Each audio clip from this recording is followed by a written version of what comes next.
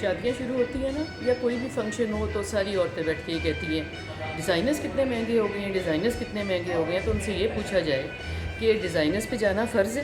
کیا سیدھے سادے کپڑے پہن کے آپ کے فنکشنز نہیں پورے ہوتے؟ یا عید ہے یا بقرہ عید ہے، شادیاں ہیں، برتھ ڈیز ہیں، یا آپ نے کہیں باہر کافی پینے جانا ہے یا کچھ بھی کرنا ہے، why do you go to the designers?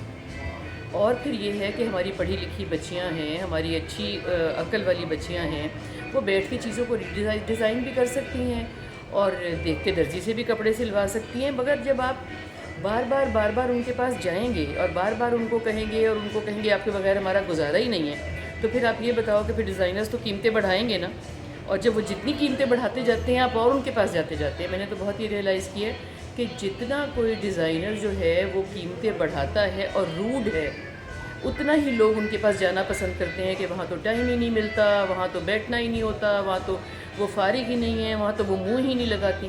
تو مطلب ہے کہ یہ آپ کو وارہ کھاتا ہے کہ وہاں وہ منہ نہیں لگاتی، and you go there again. تو جب تک آپ یہ کرتے رہیں گے پرائسز کبھی نیچے نہیں آئیں گے.